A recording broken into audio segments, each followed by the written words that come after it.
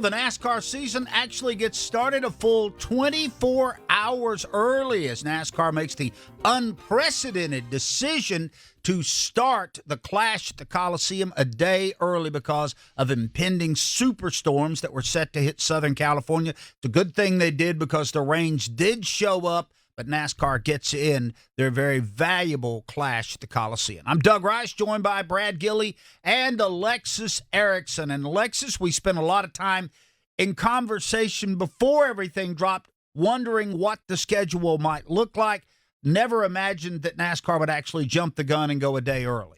You use the word unprecedented, and that's because that's exactly what it was. You know, we had lots of conversations ourselves as a group on how we would do things like this show should, the rain come in the biblical sense that they had been predicting. And NASCAR had so many variables that they had to contend with. You've got your broadcast partners, you've got the venue, you've got your competitors. I mean, there are so many things that had to fall into place for this to be able to happen. And we have to remember, this is a unique event. I'm not sure we will see this happen at one of the regular 36 races on the schedule, but because of where they were and the things that they were up against, it just had to happen that way. And I commend them for doing it. It was really, in my opinion, the only call that they could make to be able to see competition happen on the racetrack. Brad, NASCAR caught between the proverbial rock and the hard place, but got to feel good about the call. I would agree. Dare we say it was almost a Kobayashi Maru, to steal from Star Trek, Doug. But yeah, and to Alexis, no-win scenario. That's right.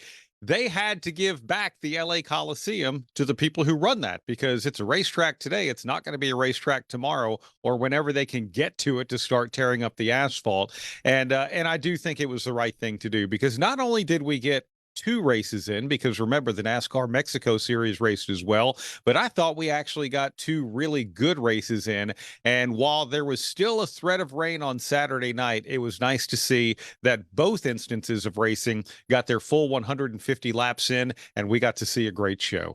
So congrats to NASCAR. Tough call, but turned out to be the right decision. It was also pretty good day for one Denny Hamlin, fresh off of being the featured player in the NASCAR Netflix series. Denny Hamlin takes over late in the race and drives to yet another win in NASCAR's version of the Clash. And he says, sure, this provides some early season momentum. I'm not really sure it's a huge deal. And so there's only one winner, and we got a few new members on our team, both on the road team and engineering. So to break them in with a victory, we spoil them early. So, Brad, good way to get spoiled, win right off the bat.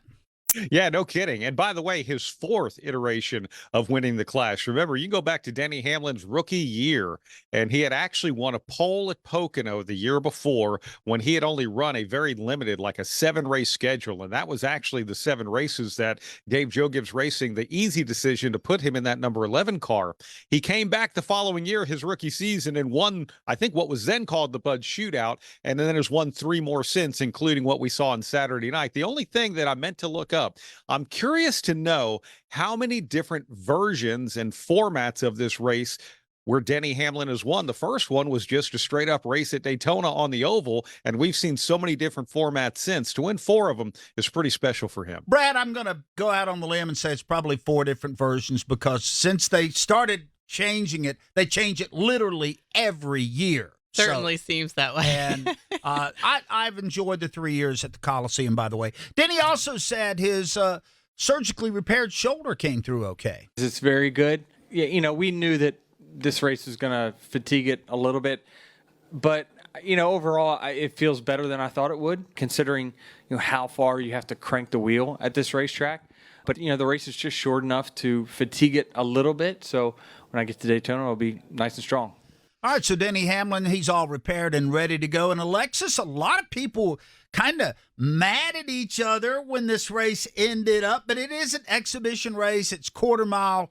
You sort of expect that, I think. I think so. Yeah. I mean, short track, tempers flare. That's the way, it seems to always be. And certainly on a quarter-mile racetrack, you're going to have that. I did not expect Ricky Stenhouse to go into someone else's car, pull the window net, go into someone else's car, or to see Joey Logano chase down Ty Gibbs into his hauler. So, yeah, I mean, look, hey, 2024, here we go.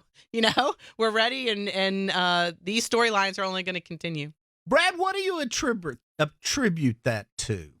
When you're out there for 150 laps in this close quarters racing, people are going to run into each other. And I think every situation is different. For Stenhouse, he was trying to tell a second-year driver in the Cup Series, hey, we don't play that way here. For Joey Logano, you go back to last year, he and Ty Gibbs had a pretty lengthy history of running into each other, running each other off the racetrack, and all kinds of different things. And that boiled over to this year.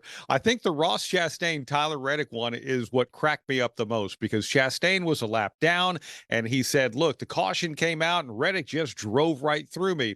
And then they interviewed Tyler Reddick, and he's like, I don't know if he was mad at me because of this one, or maybe this one, or maybe this one, but we'll talk about it. We'll be fine afterwards. So it was just good short track racing, to quote Denny Hamlin, right? I got the feeling out of all of those interviews that everybody was mad for the moment, but it was like, okay, no harm, no foul. Let's get down to Daytona where business really starts. I think so. I mean, you're talking about an exhibition race that had already been kind of draped in chaos because of the moving up of the race and all of that. I just think, it's part of it. It's part of short track racing. But I also think, we will, as I said, see these storylines continue, maybe not in the exact iterations that we saw at the Clash because, again, exhibition race. But hopefully, as the season goes on, we'll see more clashing of drivers. Very good. Quick question. It may be the last Clash at the Coliseum. I kind of get the sense that it is. It's a 3-year deal. Yeah. This race could go elsewhere. Brad, I'll start with you. Where would Brad Gillie like to see the Clash land if it's not back at the Coliseum? Look, I think with the Coliseum, what NASCAR showed us was here's an event that we could do it anywhere, and nothing is really out of bounds for what might be a possibility. But you also have to consider the time of year. Early February, you sort of limit yourself to the southern states, or where I would like to see it go, south of the border. Why not go international with it? All right. Brad wants to take it to Guadalajara. Well, that is on the table. I mean, we have read that is something that's on the table. Mexico City is also an option. And just like Brad said, this was kind of something that NASCAR did to show that it could be done. And barring any weather things that we have had happen, it's been a success over the last 3 years. You can't argue that. And so being able to take NASCAR into new markets and new venues is what this race is meant to do. That is something that they want to use this as a vehicle for. And so who knows where it'll end up, but it could be in any stadium across the South that would have great weather. So we'll just have to see. I think NASCAR really wants to go international though. So look for that to be a big potential for. Seems like they want everybody to update their passports. I would love to see another street course. Let's go down and boogie on the bayou and race down in New Orleans. Boogie on the bayou. Let's go do that. Love it. Fix up some jambalaya and go drop the flag.